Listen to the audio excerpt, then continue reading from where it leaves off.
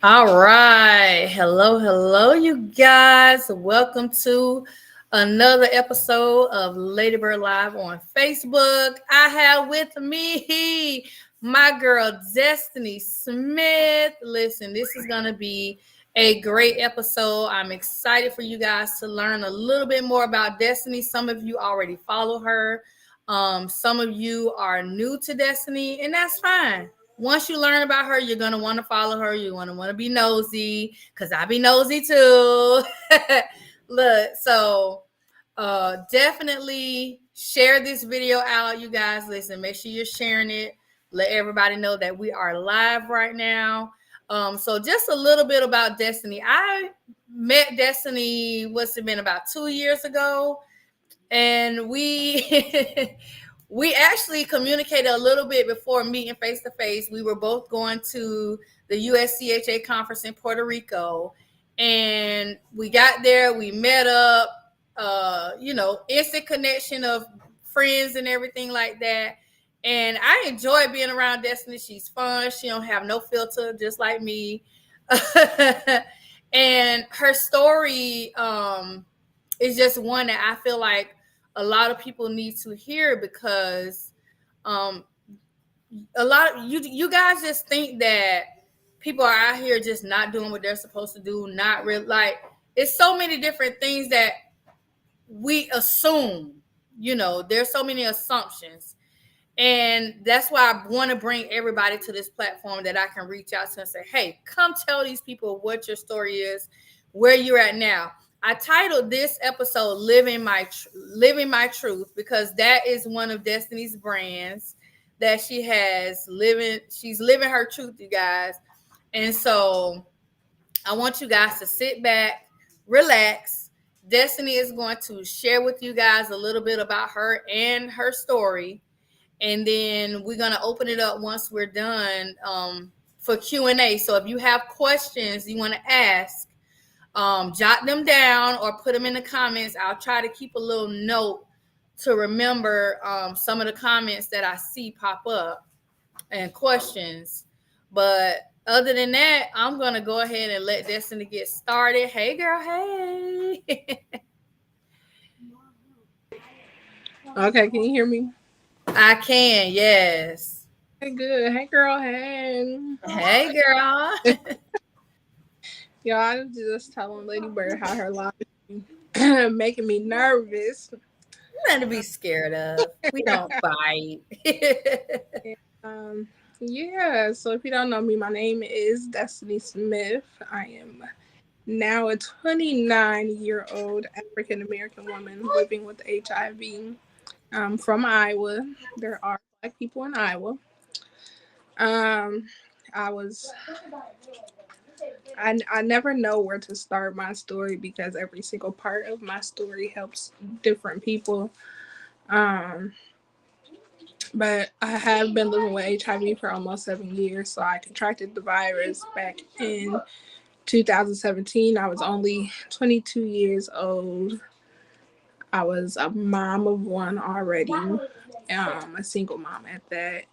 Um, and I had started dating someone that I met online on a dating platform. And at that time, I was losing my uncle, and it was just, you know, I was vulnerable. If somebody to talk to, they was there.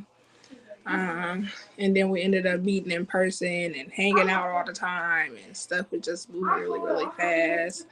We shared birthdays, ironically, the same exact day. Um, so we ended up moving in together, and we was together about all together 6.5, 7 months. Um, and when we broke up and I moved on, I ended up pregnant. And at your first doctor's appointment, they test you for everything. So they tested me for all STDs, HIV, syphilis, and all that good stuff. And I was working 2 jobs at that time also. So when I was getting calls from the doctor's office telling me that I need to come in so they could give me some results from the test, and I was just letting them know that I couldn't come because I was working and we already had a doctor's appointment set. Um, and then the health department ended up calling me, making it sounding super important. So I told her it was fine if she came up to my job just to let me know what it was real quick. We could talk about it outside. I wasn't thinking it was something like that. um, hey Beverly girl. Um, so she came to my job and she told me in the car that my results came back and I was living with HIV. And I just blanked. I spaced. I felt like she had the wrong person. She wasn't talking to me. I need to see some paperwork, something of that nature. And she had paperwork and it had my name on there. She explained a few things to me, and I didn't know much about HIV at that time, so I just asked her when I was going to die and what was going to happen to the baby. Um, and then she was trying to. I wasn't there anymore. I'm sorry. Y'all, and my friend is a bag of water too. Look, I knew I'd make you laugh. I know.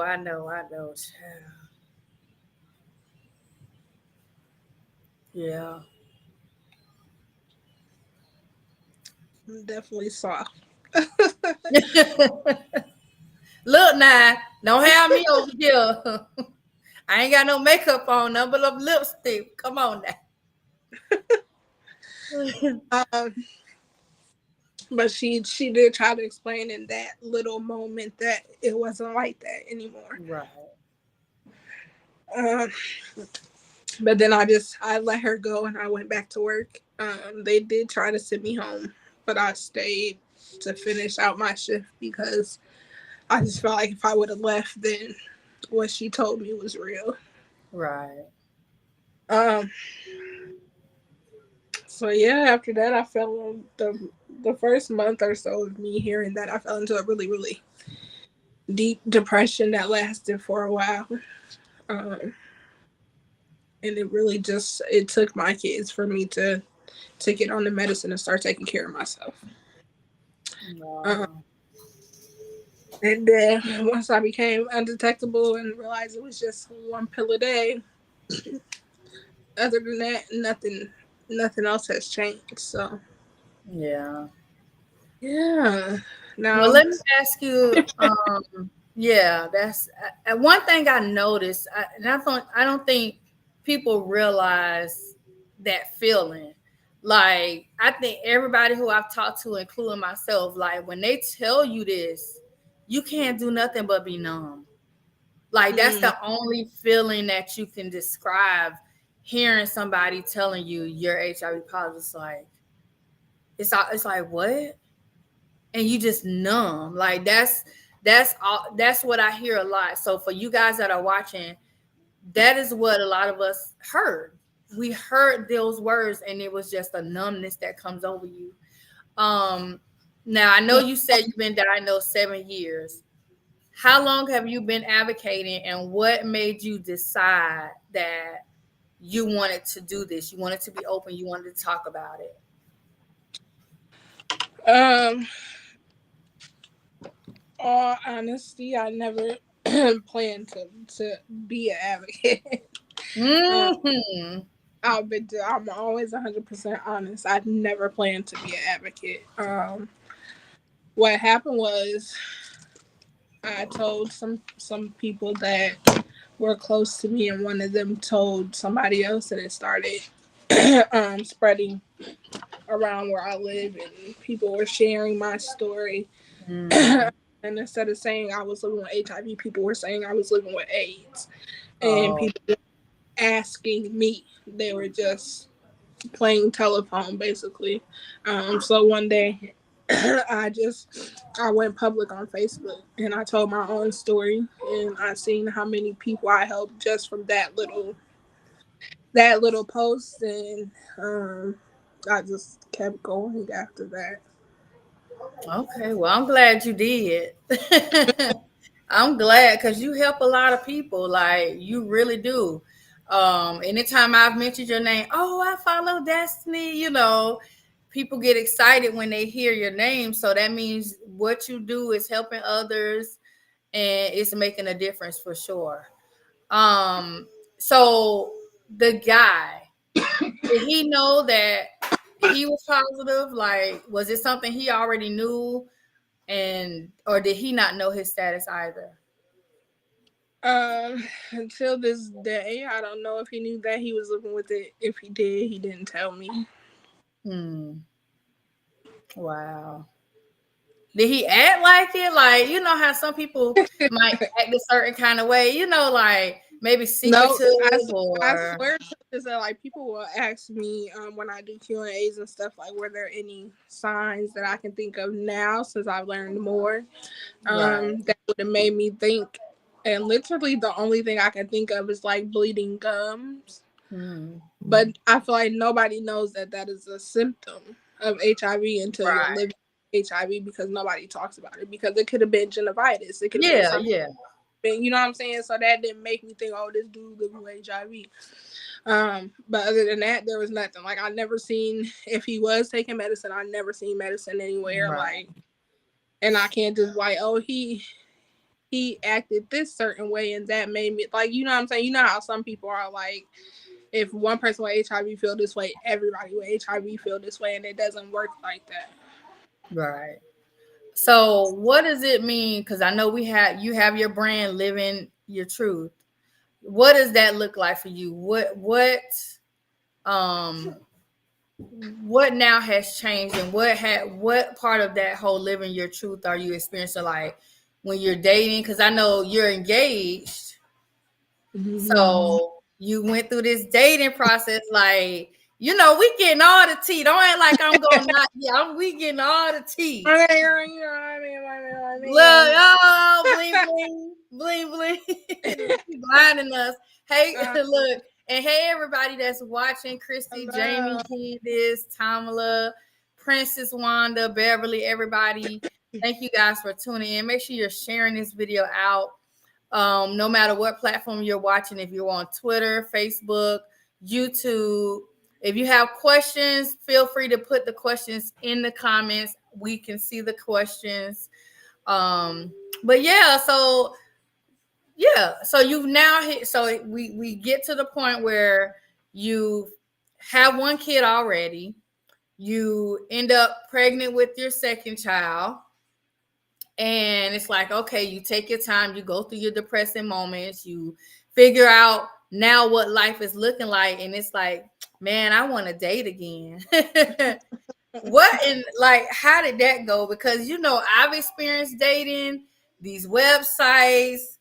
And, look, when you said you had a man, girl, he got a brother. That was the first thing I said. I'll never forget that. I said, girl, do he got a brother? And your mom was like, do she know who he is? I remember that. Because, yes, where are these available men at? You know what I'm saying? Because I'm just like, it's wild out here. So were you afraid initially getting out and dating, and how that was going to affect you, not only mentally, but just like, because you got to disclose and tell people at a certain point. How did you deal with that? And how did you go about that process of starting to date again? I feel like with every person, disclosure is different. I feel like with mine, I've always been very open, and I think it was just because of the way that I contracted it. I contracted it from somebody that I trusted that could have told me the truth, and they didn't. And I wouldn't want a person to feel the way that I felt when I found out. So off bat, first conversation, I'm telling the guy, I do live with HIV, but I do what I'm supposed to do, so I'm undetectable. If they don't know what undetectable is, I explain it to them. And then when it came to like dating websites and stuff, it was in my bio. And then I actually found out about a website for people that live with HIV and other STDs, and I was like, oh, let me check this out. Not that just because you are a person living with HIV, you have to be with another person that's living with HIV. But it was like, let me see my options. And that's actually when I found my fiance. So, so I just feel like just being honest and upfront about it. But also the same thing, like I said, we all, depending on how you contracted it, feel a certain type of way about disclosure. So Right. the way that I was, and I was so upfront, I felt like every person should be like that. And I felt like if a person wasn't disclosing, that was a problem to me, until I started going to conferences and I started hearing other people's stories, and I was learning what stigma was and understanding why some people just, they can't be that very upfront and honest about it. Right. Um so yeah. Okay. Yeah, because I say, oh, child, she got her a man. Because, like, I'm like you, I've experienced that dating, and it's like, how do you, I used to sit back and say, okay, do I tell them up front? Do I wait? Because I've used the dating websites too, and I actually met, I've met a couple people that I've actually had lengthy relationships with, but also I've even tried like regular dating sites. And people thought I was crazy. They was like, wait, you really on like a regular, like I think I did Black People Meet one Mm. time. And the guy that I met on there, we were together like a year and a half. Like he was negative. He was uneducated. What he didn't know, I educated him. And we were able to have a relationship. And so it's possible. I think people don't realize that just because you're HIV positive, like you still deserve love. You still can have a relationship. You still have everything you want, kids. Like you said, when the doctor told you this, you assume, okay, my life is done. And now here you are, you're living, you're experiencing life. You got love, you got family, you got all of these things that, you know, some people assume you can't have. So just that in itself is just a testimony to show and say, hey, you know what? We can do this. Um, Right. let's see. Anything else you want to add to, some of the stuff you've been through? Um, anything you have coming up that you want to discuss? I know you have your book. Y'all make sure y'all go to Destiny's website. So Destiny has a website, okay? I'm getting ready to put it up here. Y'all bear with me. I'm old, okay? I'm an old lady. Oh my goodness. And if you have questions, you can ask questions in the comments. So please ask any questions you want to ask, whether you want to ask me a question, ask Destiny a question. We're both very educated when it comes to HIV and AIDS. So right here, you can follow Destiny if you go to her website, which is down here at the bottom, and I'm going to also put it in the comments so anybody in the comments can see it. When you go to her website, you are going to get connected to all of her things, her Facebook, her TikTok, whatever social media she has, it's going to be on there. And you did also, didn't you co-write in a book too? Yep, I did a co-author book with, I believe, 4 other Black women living with HIV. That book's called Dating While Living with HIV. So we just share like different stories from all of us about different like sneaky links, just like everybody else, or like dating websites, just different stories about how we got through dating while living with HIV. Okay. Yeah, because look, I need to get my copy. I don't know what I'm waiting on. I'm out here playing. And then you have your own. Don't you have your own book as well? Yeah, The but Living My Truth is the book that just shares my life and how I ended up 22 and pregnant living with HIV. and she got merch, y'all. She got merch. Yeah. Look, she got merch. She kind of look honestly when I saw y'all, I was like, she got merch. She got man. I need to step my game up. It always takes the younger generation to step the old ladies up a little bit. I was like, man, let me get to this. But let me see. Another question I want to ask you. Um, how do you, because I know we both dealt with trolls on the internet. They Jesus. vicious. They are vicious. Um, how have you learned to manage when people come to you with negative remarks, the stigma that's associated with being someone who's HIV positive? Because, you know, when people hear HIV, they have this sense of disgust and they want to assume you nasty, you dirty, all these different negative things. So how have you learned to deal with that while trying to help and educate others? Woo, I feel like You ready to my be like, I'm not gonna lie, my first few years of advocacy, I didn't even pay attention to the negative comments because I just always seen so much more positive stuff. And then like the people who followed me would say stuff to the people who were being negative. So there was never a reason for me to say anything. But these last couple years, I've been responding to some people because then it's like some of the people like it's just like it be the same people constantly saying something or speaking. Like I get the stigma on living with HIV and all this stuff, but then when it comes to like people speaking on my children and stuff like that, like yeah, I get so many comments of grown people bullying my children about them going to school and kids bullying them, kids that know nothing about these social networks or see these videos or anything, or I'm a bad mom for teaching my kids how to live their truth and be able to speak up for themselves.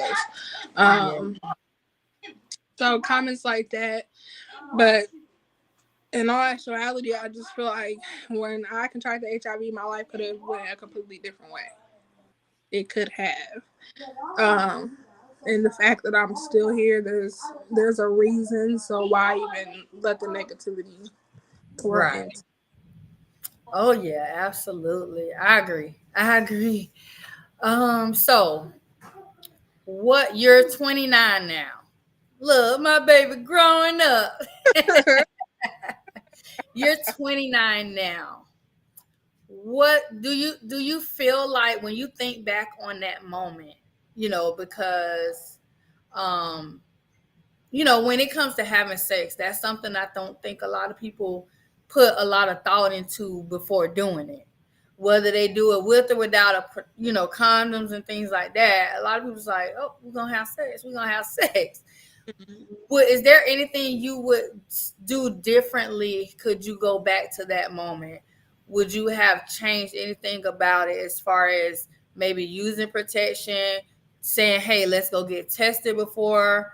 Like, what would you have said to yourself, and how do you present that to others now? I think the only thing I would change was being able to confidently and comfortably have that sex conversation and going to get tested together. I feel like a lot of people are so quick to do those things, but then when it comes to the conversation, it's so awkward because we're not supposed to be talking about this. We're not Right. really learning. But then once something happens, everybody's shocked. But we all know what can happen. So if this is somebody that you feel safe enough to lay down with, you should be able to have this conversation. It don't take forever to get tested. It take 10 minutes at anything. You get your results within you get your results within a week, and they give you things to stay safe. They show you ways to stay safe. So I just feel like that would have been one thing I would have did for myself, and that's one thing I really preach on now, and I try to help people understand and make sure people share with other people to do those things and resources of where they can get these things to be safe or to get tested. Yeah. And and it was something else you just said a minute ago that made me think of something. Like when you say people speak on the kids, or oh, why your kids around when you're talking. Like I had somebody do that to me earlier when I was on live, and they were like, why is your daughter listening to this conversation? Like she's 10 years old. Do you know 10-year-old kids are out here having sex? They're out here pregnant. Girls are getting pregnant at 10 years old and having babies. So it is not inappropriate to have the conversation. You have to have the conversation at home. It literally starts at home. And I was telling them, like, you don't want the world to teach your kids about something that you could teach them and it be the correct information. Right. Exactly. So yeah, so when you see us with our kids, no, 9 times out of 10, our kids are way more educated than you. They can sit here and teach you this stuff with their eyes closed, and because they pay attention, they listen, and they know that it's information they're gonna need in life. Period. Hey everybody, hey Catherine, Miss Catherine, I see you in the comments. Make sure you guys are sharing this live out. If you have questions, please ask questions in the comments. Don't be afraid. Destiny will answer your questions that you have. Look, Lisa going to work in the comments. She like, listen. She's sharing it, y'all. And if you're watching on Twitter, I see the comments, but I can't respond. I saw LA Ramon. Hey, friend. Yes, you get to see me live because there's people watching on Twitter too. I went over there real quick to see who's watching. So yes, there's some people over watching on Twitter. I almost put my Celtics hat on tonight. You know, we I was like, no, I'm not gonna be out. I'm gonna be cute tonight. Thank you, Kristen, for sharing. Look, you hear my house is going wild too over here. They going. Dog and a girl and her dog. But so anything else you want to add? You want people to know some tips, some anything? You can add anything. We got nothing but time. Look, Celtic pride, yes. I'll be married next year. Oh yeah, when is the wedding, child? Fall of next year. Is it gonna be a big wedding? Am I able to get an invitation? Look, am I able to get an invitation?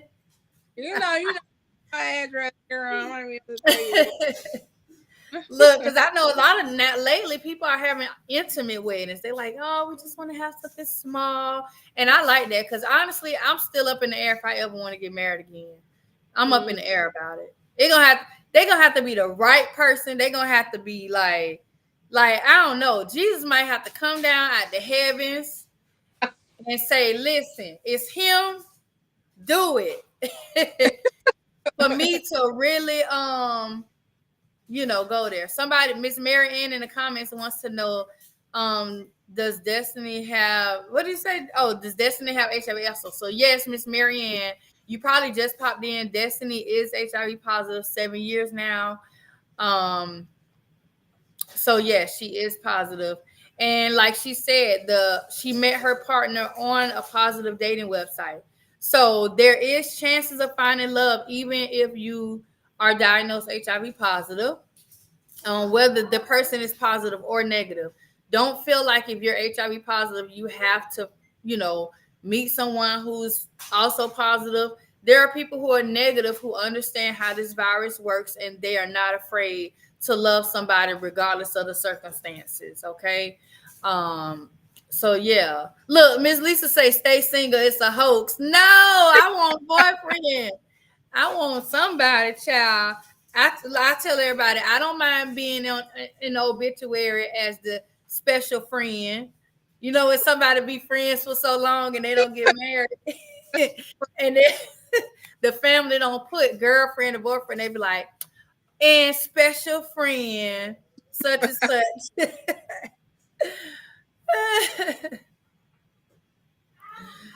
Oh goodness. Okay, Miss Mary, and you wasn't arguing with me earlier, was you, Miss Mary? She said I was just look.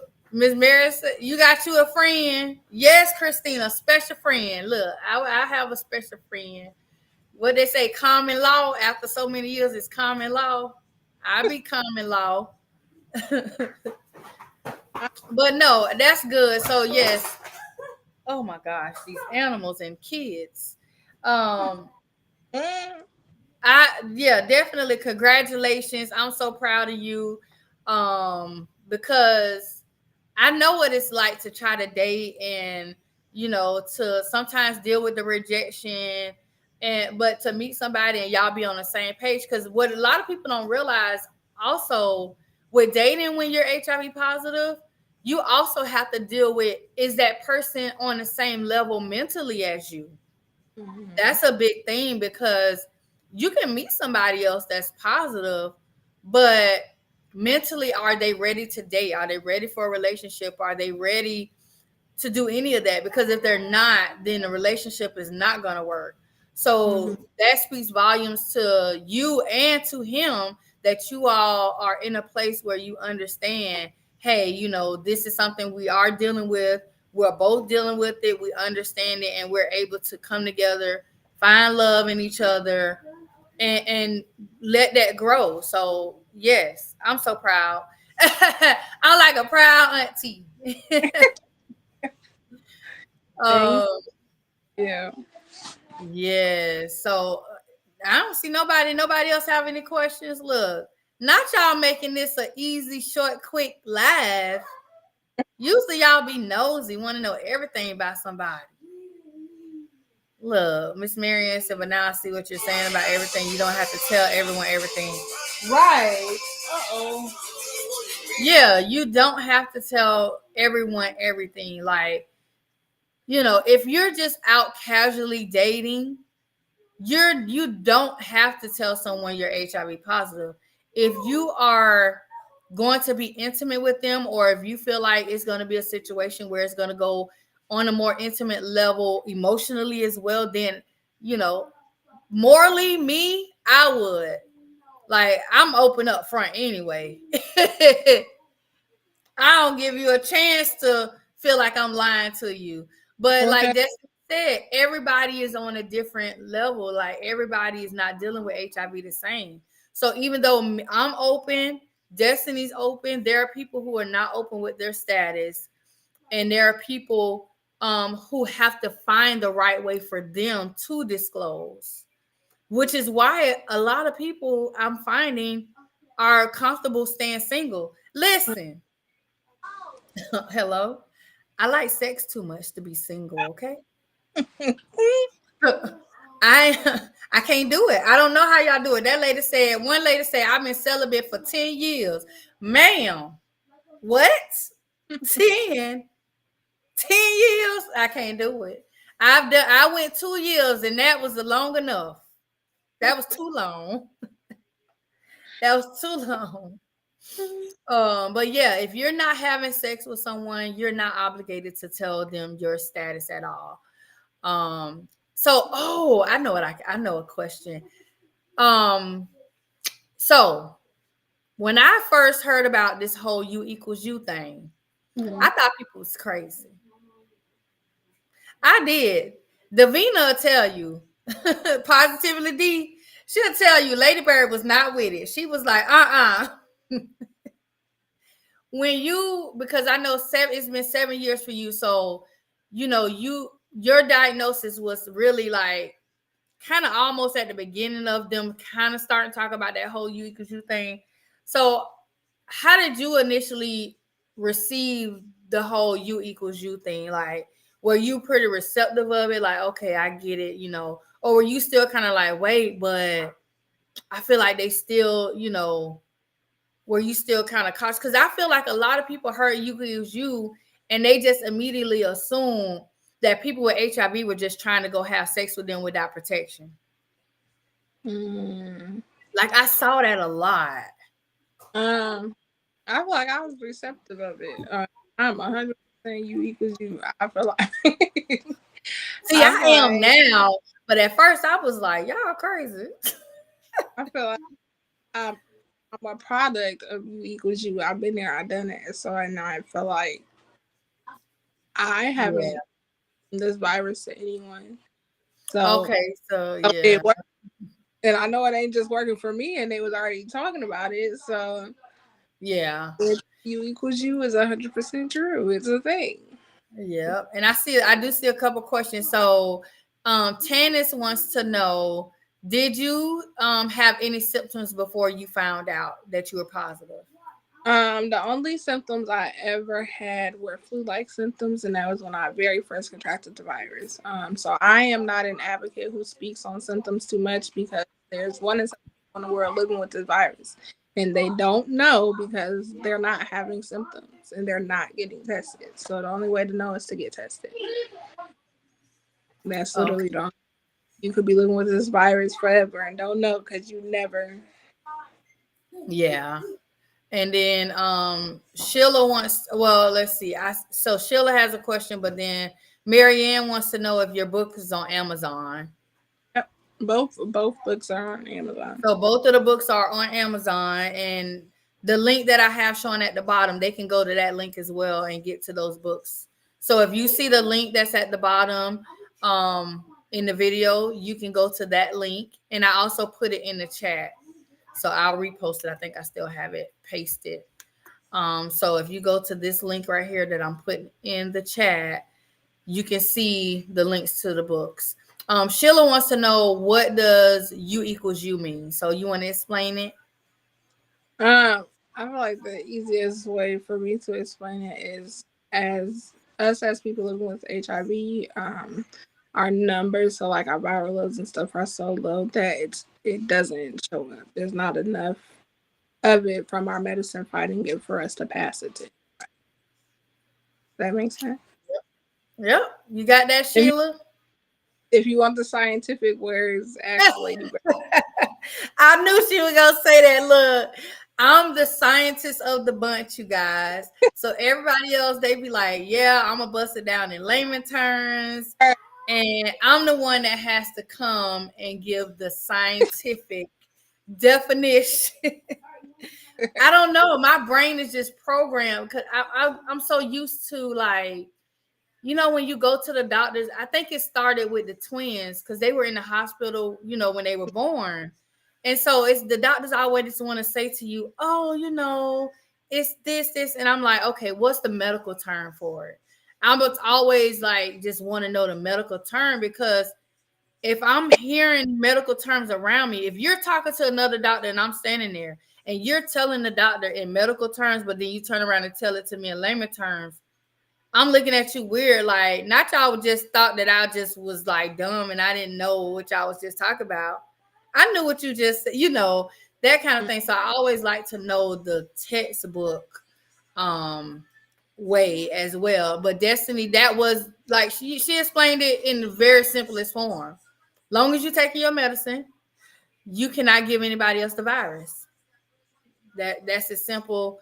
Who is that? Princess Wanda wants to know, do you get bumps and blisters when you have HIV? No. Yeah, no. Hi, girl. Me, I've never experienced that either. I know, you know, especially when somebody's virus gets to the point where it gets into the AIDS diagnosed state, they might experience certain opportunistic infections. They're going to get like KS lesions, things like that. Stuff like that. So that's a possibility. But just generally being a healthy person with HIV, you're not going to have bumps. You're not going to have blisters and things like that. I mean, honestly, you pretty much are normal. It's just something that's in your blood and in your body. That's literally what it is. You know, it nothing really changes of the person unless you just don't take good care of yourself. Hey Deshonda. So Deshonda wants to know, and I guess either one of us can answer this question. Can you explain the HIPAA policy with the doctor knowing? That's for me. I guess that's the question for me. Can you explain the HIPAA policy with the doctor knowing he was lying about having HIV, but he still was not able to intervene? I thought he would be charged too. So what Deshonda is asking is, when I was diagnosed, the doctor basically, when we went and got tested prior to getting married, he knew his status. He didn't disclose it to me. So I'm thinking we're both going to get tested. He's in one room. I'm in another room. I'm thinking we're both getting tested. The reality is the doctor is doing his job. The doctor is telling him in the other room, you know, you're HIV positive. You need to disclose your status to her. Now, I can disclose it to her for you, or you can disclose it to her. And what the doctor ended up doing was giving him the option, which they are able to do that. If he would have told the doctor, I want you to tell her, the doctor would have come into the other room and told me. However, he said to the doctor, I'll tell her. So at that point, the doctor has done his job. He's let him know that it's your job and your requirement to disclose to her, and gave him the option to do it himself or he do it. So he trusted his patient enough that when he told him he would come and tell me, that he would do that. On, you know, when he was ready to do it. And so when we get into, you know, I'm thinking we're getting tested, we come back and get our results. He tells me that he's negative. I tell him that I'm negative, and everything goes forward, because again, the doctor is under the impression that he is going to disclose to me on his own timing. And so the HIPAA law protects the doctor in that if I am not a third party consent on his medical records, the doctor can't tell me anything. This is even when you're married. I need people to understand this. Can you get up? I'm about to, all kids and animals. She has something. Here, get her. You got her? I got her. Okay. Because I kid and dog, like literally down here under my chair. So with the HIPAA law, like the doctor is protected. The doctor did what he was supposed to do. When you're married, even if you're married, the doctor cannot tell you anything that is on your spouse's medical records unless they have put you as a third party consent on that form. There's a form. Every time you go to any place where your information is considered confidential, they have you, it says, is there any person or facility you would like to have information from your medical records? If you leave it blank, they don't care who it is. They're not telling nobody nothing. But if you put a spouse or a parent or a child, they will give that person information when they call and ask. I'm on my parents' information. I can call my mom doctor office right now and schedule her an appointment, ask about her last labs and everything else. So that is what the HIPAA law really protects the doctor. So it's important. Sign that paper. So Destiny, when you get married, tell that man you need to be third party. Hello. And he need to be third party. Okay. It need to be vice versa. You know, because honestly, if something happens, you want to be able to know the information, and if you have to intervene, you want to be able to intervene for whatever needs to be done. So yeah, that is how the HIPAA protected the doctor. And honestly, the doctor was very angry when the police called him to find out, you know, and they called him and said, hey, we have this situation going. And he explains, well, I was under the impression that he was going to tell her his status. Because this was not an infectious disease doctor. This was actually a primary care physician. So most primary care physicians don't typically deal with infectious disease type things. They deal with the primary stuff. You know, they will do the testing and things like that. But when it comes to the actual diagnosis of a person, they're going to send you to the infectious disease. So he did everything he was supposed to do in that moment. Let's see if we got some more questions. So Princess wants to know, do you have coughs sometimes when with HIV? Does it make you cough?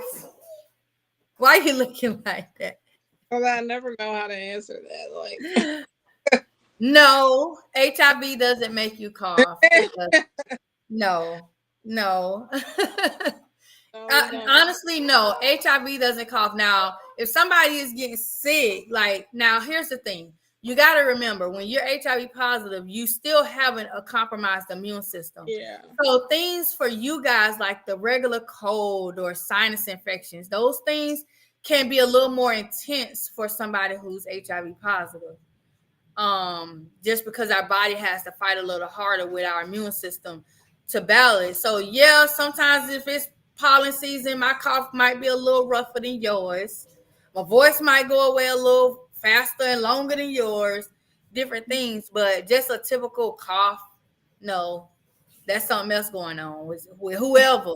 What's going on? Yeah. Look, Lisa talking about where Hurricane Michelle at. In her room, minding her business. Hey, Cyrus. Hey, Marwa. Hey, Christy. I see all my people over there watching on Twitter. Hey, Krista. I can't type to you guys in the comments. I can just see what you're saying, though. Hey. Tannis, Ladybird, do you lose a lot of weight? So Tannis wants to know, does it make us lose weight? Girl, No. you Look, she's so silly. That's to say, you don't see this. She turning a phone call. Child, listen, no, and it's weird because I've noticed my weight really, honestly, it stays a lot more consistent now than when I was like younger, like a teenager and a young adult. My weight stays more consistent. Only time I lost weight was when I had shingles and I was sick and couldn't eat and keep food down. But Mo, it doesn't, like, people are overweight people are HIV positive and they're overweight. You can't go by size. You can't look at somebody and say, "Oh, they too skinny. They must be they sick." You know, you can't think that. You got people who are naturally slim. Look, Tanner say, "I see you, girl, Destiny, with your bad self." Yes, look, my friend fine over there. She be summertime fine. She be getting them eyelashes on, getting her hair did. I be like, girl, and I be over here all tomboyed out. Doritos. Oh, goodness. Do y'all have to get flu shots? Do you get flu? I mean, I think that's honestly, flu shots is probably a personal choice. Yeah, that's even if you're living with HIV, it's still a personal choice. Some people get them, some don't. I used to not get them because it used to really didn't make us. I just be like, whatever, give me the shot. I typically will get flu and pneumonia. And then I did this year. I got the I got shingles. Only because I had shingles and I didn't know prior to having shingles that because I'm immune compromised that I qualified for the shingles vaccine because they try to make you wait till you're 50. And I'm 41 and I got shingles when I was 40. So it's like, yeah, I probably should already had it, but I didn't know. So yeah. Tanny say, you know, people differently think because you lose weight is cancer or HIV and AIDS. Yeah, they do. They be weird about it.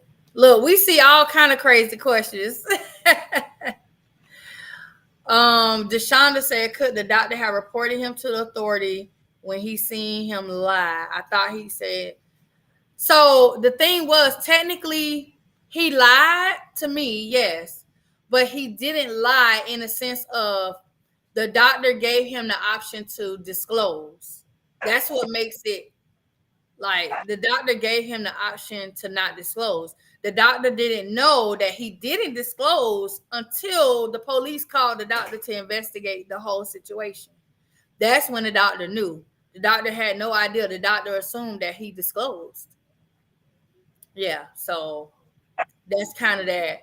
What they call it, catch-22 type of situation, like damn if you do, damn if you don't kind of situation. Like the doctor did what he's supposed to do, trusted the person to do the right thing, and they just didn't do it. So yeah. How many children do you have? Sheila wants to know.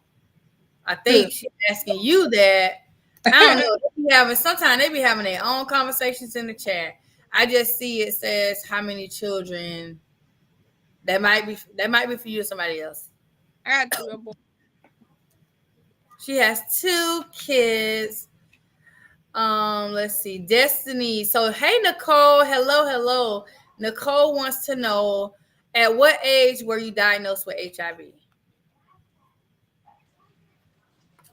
22. 22. All right. Let's see. Anybody else have any questions for Destiny? And if you missed, Destiny's telling her diagnosis. So basically, she already had 1 child. She ended up meeting someone. They were together. What'd you say, about 7 to 8 months? You guys were together, and you found out you were pregnant. Found out they were pregnant. Oh, you're asking me. Oh, Sheila was asking me. Okay, I have 4 kids. She found out she was pregnant, and doing her prenatal labs is when she found out that she was HIV positive. And that was 7 years ago. And so since then, she's been sharing her story. She's been educating, advocating. She said she wasn't even planning on doing it, but people couldn't keep that. People kept running their mouth, trying to tell her business. And I get it too, because like you say, people were going around town saying, "Oh, she have AIDS" and all this stuff. And it does. I mean, it infuriates me when people can't get it right. Mm-hmm. Like no way, in no way, shape, fashion, or form do I want to have HIV. But if I have it, please say what I have correctly. Don't be around here saying that I have AIDS when I don't have AIDS, never had AIDS. So I get it. And that'll have me like, yeah, because I think kind of like with you, what made me speak up was the fact that I'm watching the TV and they reporting my story on the news because he done got arrested, and they was like, man gives a girlfriend HIV. Girlfriend? I'm a whole wife out here. What you mean? Like, I was more mad about the fact that they did not acknowledge that I was actually his wife than anything else in that immediate moment. Because, like, come on. For real? No, I wasn't no girlfriend. I need you to understand. It was a little deeper than just being a girlfriend. Tanya say people think, hold on. Lord, y'all been typing. Oh, yeah. Sheila was asking me. Yeah, I have 4 kids. Tanya said, Lady Bird, is your husband still roaming the streets, still in denial, or I don't know?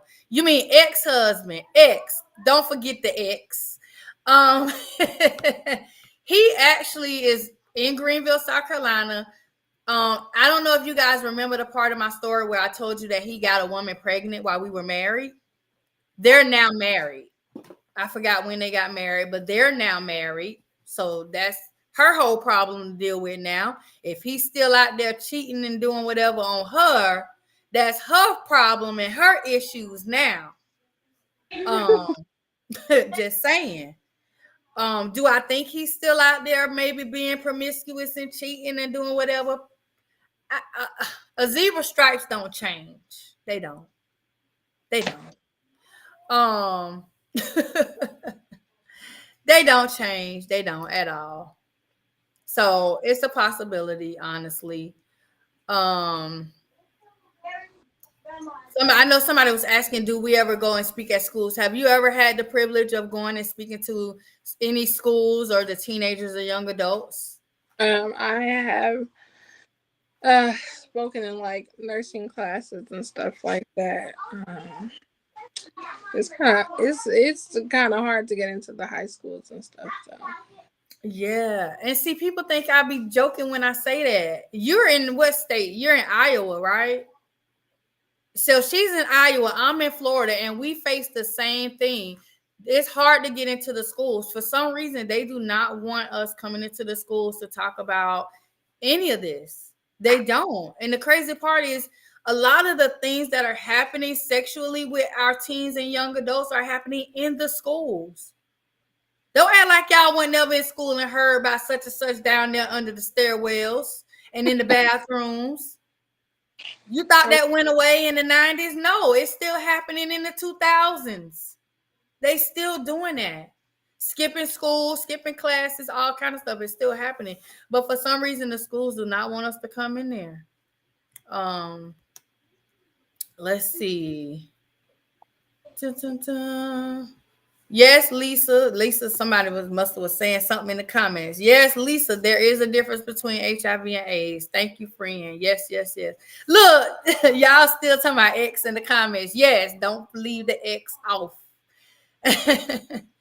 Anybody else watching right now that have any questions? Let me look on Twitter, because I know on Twitter I cannot see the comments. So I'm gonna go to my Twitter live real quick, and I'm gonna see if there are any questions that I'm missing in the comments on Twitter. Hey Eric over there. Hey everybody watching. Oh, there's like 60 something people on Twitter watching. Hey you guys. If you guys on Twitter have any questions, you can type them. I will see them if you type it. I just can't respond back in the chat, but I can see the questions. So anybody on Twitter right now that's watching, if you have questions you want to ask Destiny before we get off of here, feel free to do so. Retweet, repost, or whatever we call it on Twitter now. I forgot, man. Something, man. Retweet, repost, quote, tweet, all that. Hey LA. I see he shared it. Thank you, thank you. I know my girl Krista. I saw all of them. I saw the whole gang. Hey Lisa O. You know Lisa, don't you? Mm-hmm. Yeah. Hey Lisa. Lisa's interview is the last interview that I'm gonna be doing for my whole little interview session. Period. Yeah, so we getting her in there. Deshonda says, does not having insurance make a difference in the care you get in the United States? Absolutely. Yeah. Yeah, because if you don't have insurance, it's going to be harder for you to get treated. Thankfully, now I will say this, thankfully for people who are HIV positive, there are quite a few programs that can help you if you are low income, or if you have certain circumstances that you're not able to get insurance, to help you with doctor visits, to help you with medication, because medicine is expensive. I don't even know what the new minimum is now for the cost. I know at one point it was like $3,000-$4,000, but I think it's went up a little more for a 30-day supply of some of these medications. Hey Mar, I see you. So yeah, it definitely makes a difference. You want to tell them a couple of those programs that we have available? So I know there's the Ryan Wright program, which helps pay if you don't have insurance and stuff like that. Because it's definitely expensive. Yeah, Deshonda says, so it's not free. I thought if you were positive, you still get help. No. So like the Ryan Wright program and stuff, that is the help. But like if you make too much money, you can't get that program. So paying out of pocket, it's a lot. Yeah. Medicaid, yeah. So this is the thing. In order to have Medicaid, you have to have a certain income level. If you make too much money, you can't get Medicaid.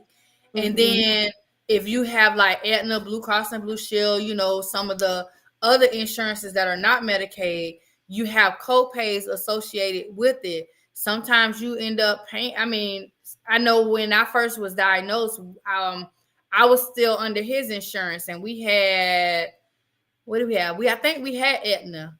So my copay for my medicine was like $40 for each pill at the time. So yeah, you still had copay, you still had copays. But then there are some people who make way too much money. So think about the people who are making 6 and 7 figures. They're not getting the free medications. They're paying for their medications most times. So yeah, just because you're positive doesn't mean that you're going to get free anything. You don't get SSI. A lot of people assume that because you're HIV positive, you get an SSI check. No, Don't know. You're not. You denied. Listen, denied.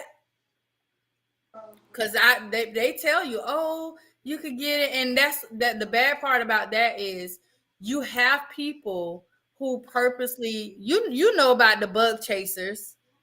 You have people who are what we call bug chasers. There are people who purposely want to have sex with someone that has something that can cause them to quote unquote qualify to get SSI. And they think HIV is one of those things. Oh, if I get HIV, I could get Social Security and SSI. And no, denied. Take your medicine, denied. Look, so yeah. Look, Lisa say not true. I have Medicaid. They can't deny if you have or pre-existing conditions. I don't care. Why you ask for that? Nicole said, I heard someone who has HIV and applied for SSI the first time and got denied, but the second time they were approved. So it can be a lot of different circumstances that could happen. It could be maybe they had they were in an AIDS diagnosed state, because I do know that a lot of times once you have an AIDS diagnosis, you could qualify for SSI, or they could have other pre-existing or other conditions that will qualify them to get SSI. Just based off of their HIV, that won't do it. That won't do it. There has to be some other things going on, because the way they're looking at it as, are you able to go to work still? Is your HIV hindering you from going to work? Honestly, no. I could get up, walk, talk, move, all that. Nothing is stopping me from being able to work. So That's what they're going to look at. Yeah, that's the thing. Any other questions, you guys? Not taking care of self, like meds, doctor appointments. Deshonda said, what about working in the medical field? Can you be HIV positive and be my poker? Absolutely. You can be whatever you want to be. I became a medical assistant during the early stages of me finding out my diagnosis. So like within like the first year and a half of me finding out, I went back to school to be a medical assistant.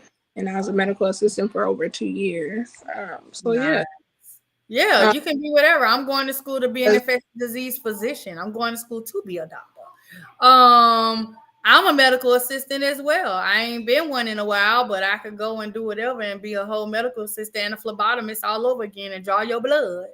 Yeah.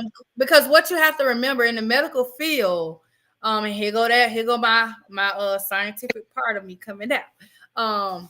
You still have to abide by PPE. Yeah. You have to, no matter who it is.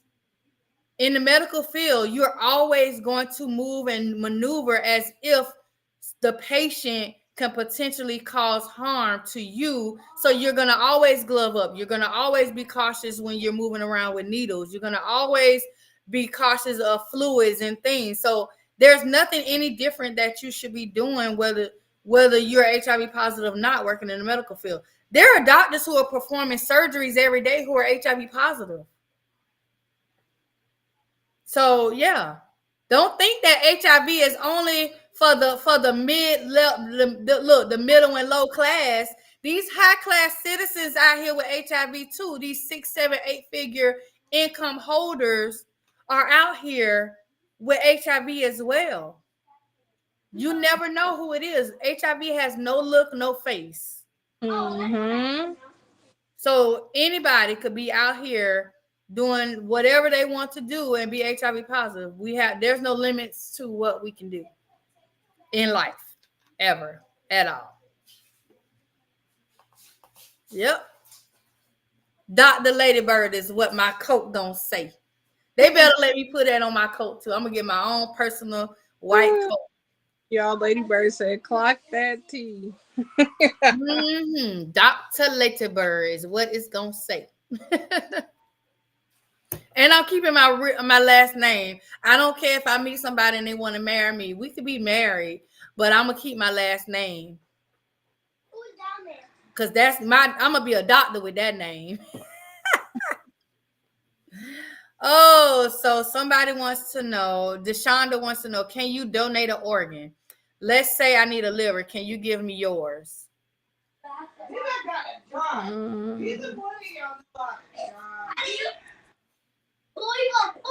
Destiny, can you give her your liver? I can't answer that. I feel like recently in the last few years there was a situation where somebody living with HIV gave someone an organ, but it was to another person living with HIV. Right.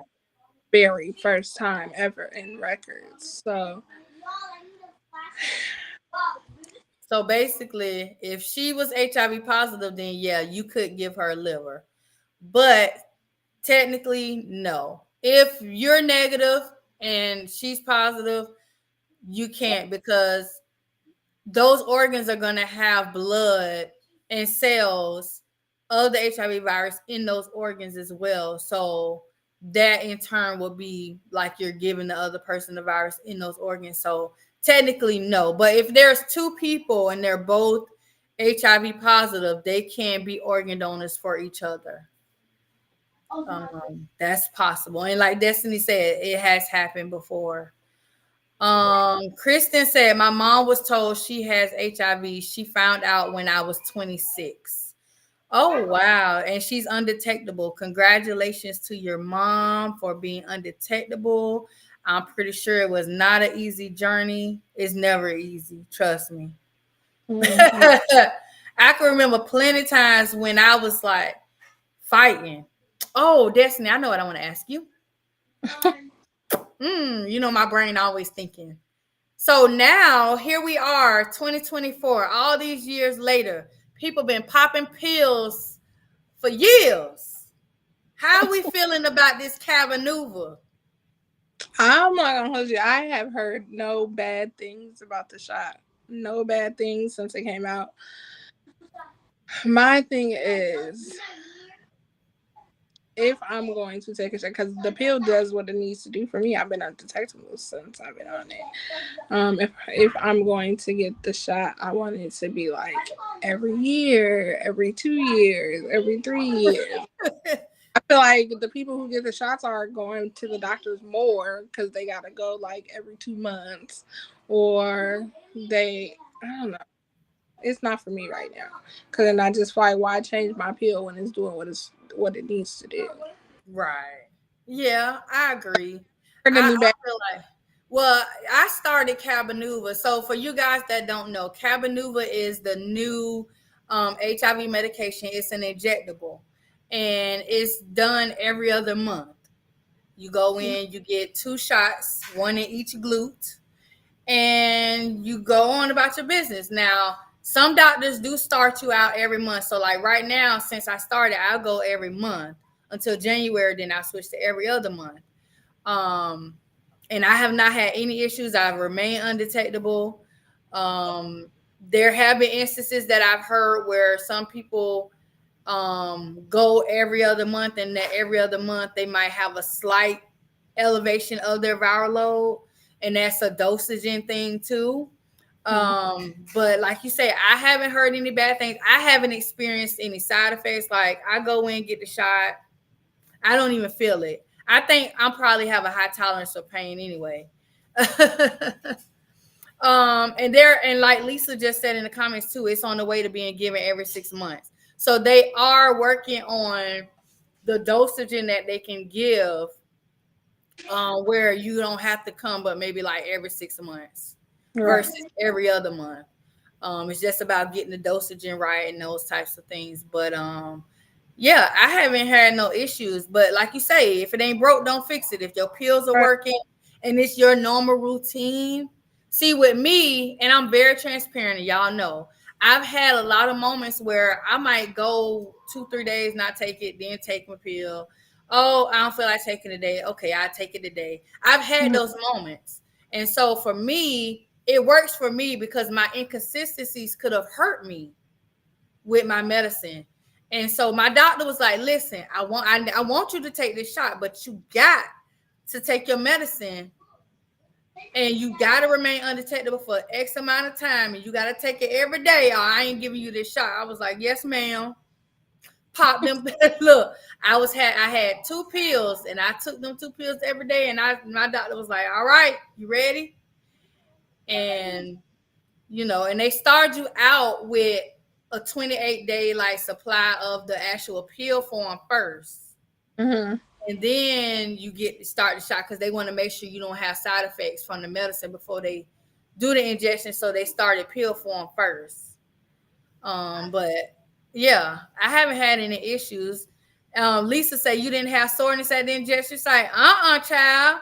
Because see, I don't never sit still long enough to have no pain. So my glutes when I get my shot, I be walking, moving, everything else. So I guess I ain't never had time for it to hurt. But yeah, so that's what I wanted to know because I know somebody was asking Andy about it on his live. Andy was like, I don't know about that one.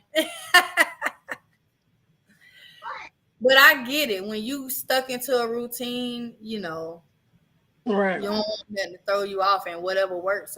So yeah. Let's see. Let me make sure I ain't miss no other questions. I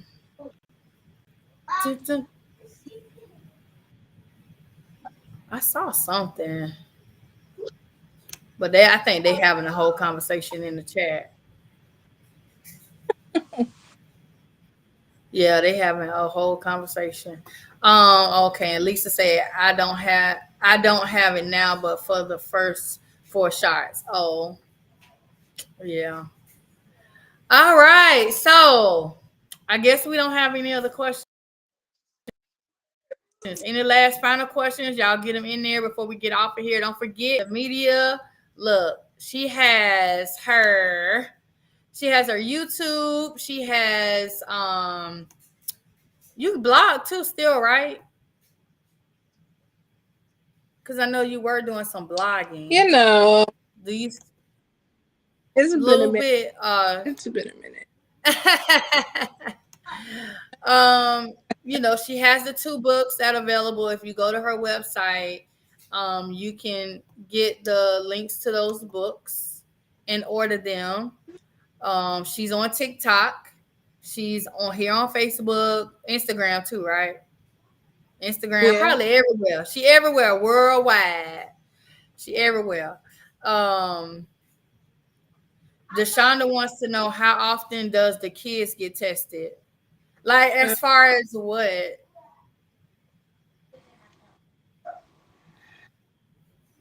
Because the kids, so Deshonda, you're asking as far as, because I see Lisa just answered the question in the comments.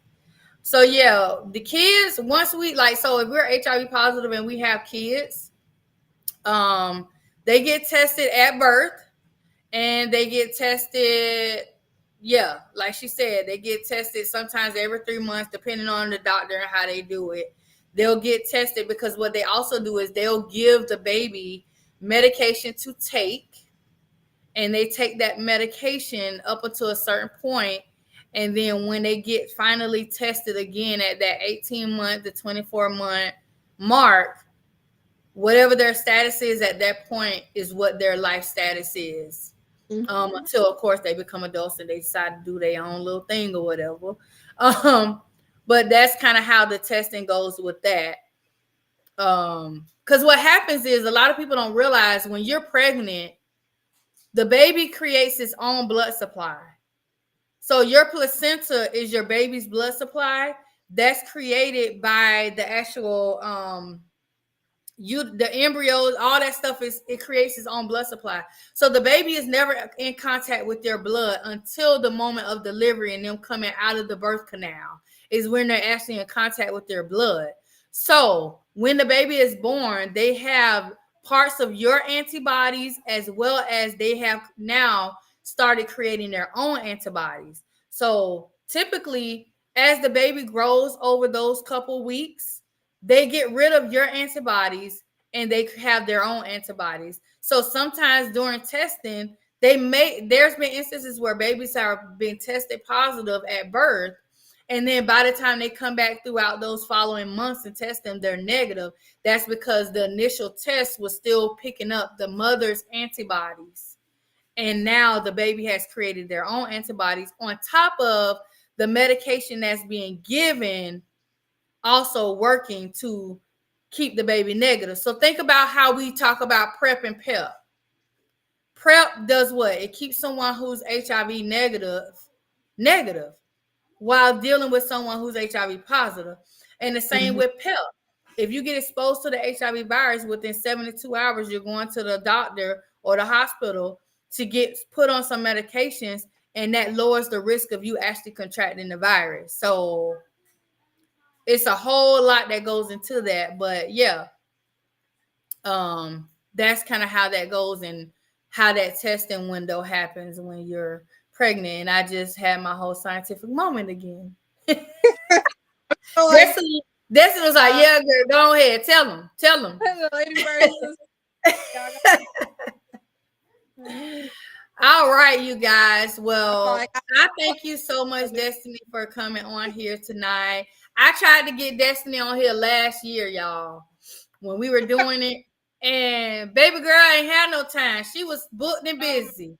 Ain't had no time. So I was like, I don't care what you're doing this year. I need you to pick one of these dates. Curly Ford said, hey, Destiny, glad to see you. He says, I'm back. Because Curly Ford been gone. I don't know where Curly been. But yeah, so I appreciate you for coming on here and sharing with everyone. And definitely, you guys, make sure you follow Destiny. Make sure you go to her website. If you watch the replay to this video and have questions, feel free to leave your questions in the comments. We will see your questions in the comments, whether it's on X, Facebook, YouTube. They'll be there. I'm also going to take parts of this and upload them to TikTok. So you'll be able to see some of the clips on TikTok as well. So I think we got one more question and then we're going to wrap it up. Let me see what you said, Deshonda. Is it actually negative like 0 or is it very low like when you're non-detectable? No, babies are negative. So when they're testing the babies and infants, yeah, it's not like undetectable. There would be negative. No traces of the virus anywhere. All right, you guys, thank you for tuning in. I hope to see you back next week. Let me look at my thing because we had to reschedule and update and do some things because we had a whole hurricane down here. I need to come to Iowa. I need to get away from the hurricanes. But wait, don't y'all have tornadoes up there? I don't know. You might be in a bad area too, child.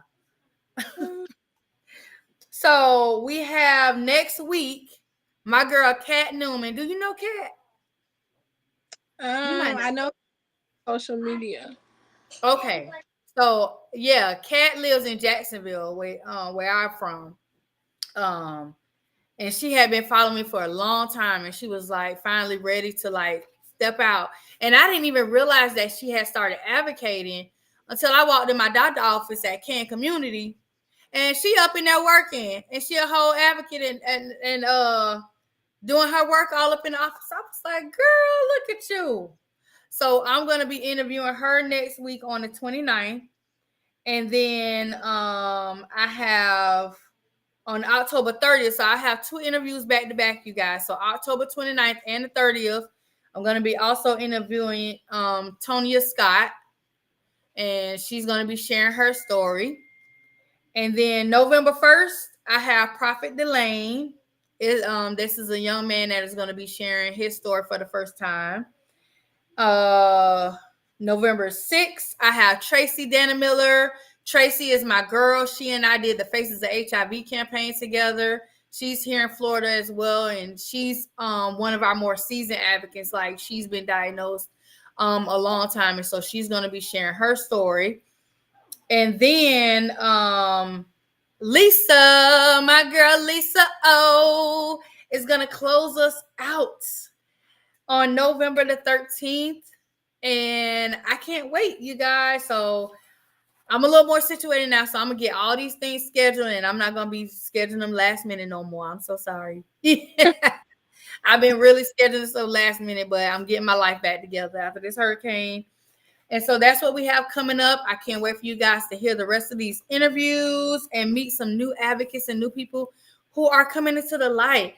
If you are someone who is HIV positive, know that you are not alone. There are people like me and Destiny and others who are out here sharing, educating, and showing you how we're still able to live life, how we're still able to maneuver regardless of having this diagnosis. So don't feel like you're alone. Don't feel like life is over. Don't feel like you're not stuck.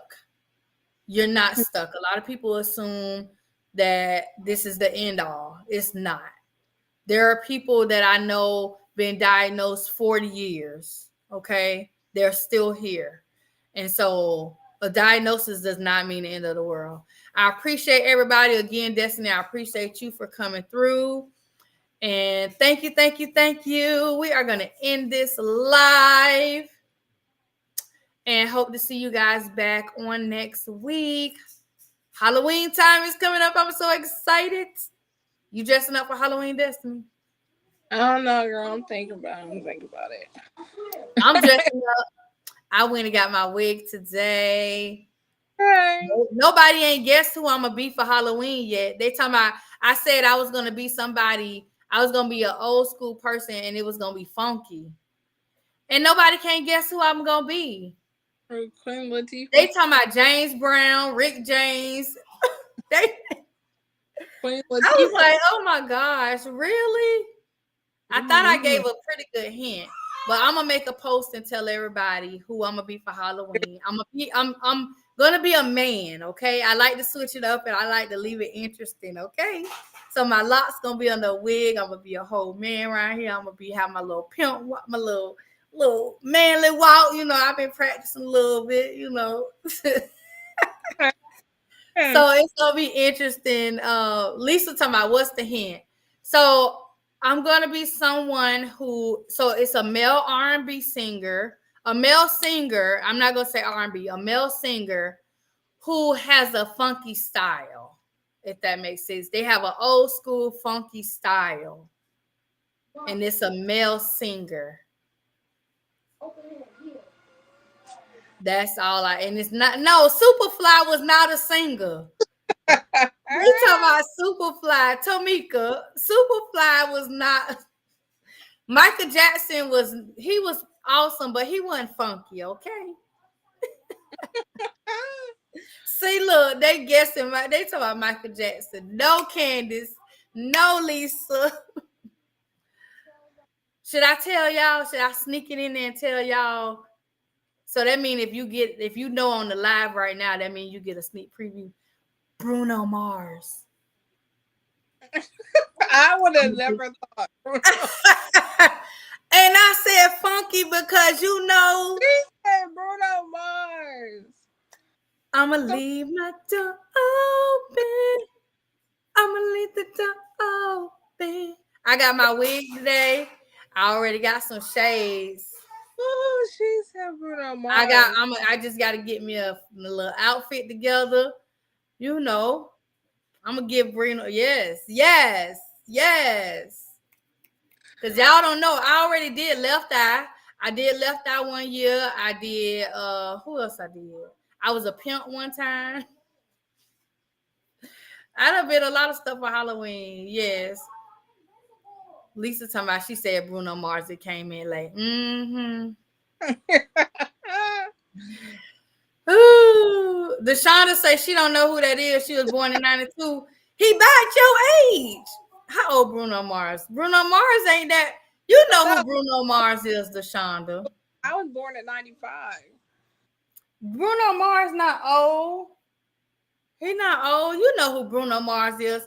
He got that song. He say, I'ma leave the door open. I'm gonna leave the door. Oh, all right, Side of I love you. Get some rest. Y'all say bye to my friend Cyrus. He's over in Sweden right now, so it's like real late. Good night, Cyrus. All right, you guys. No, she said I only know Keith Sweat. Oh Lord, how you know Keith Sweat, but you don't know Bruno Mars? Wait. Oh Lord, Destiny, we're gonna have to educate the youngsters on I don't know. Somebody said Bruno 39. Oh, okay. I didn't know how old he was. All right, girl. Let me let you go. I'm about to go to eat some tacos. Taco Wednesday. Taco sound good. All right, you guys. Love y'all. Thank you again, Destiny, for coming on here. And until next time, you guys, good night.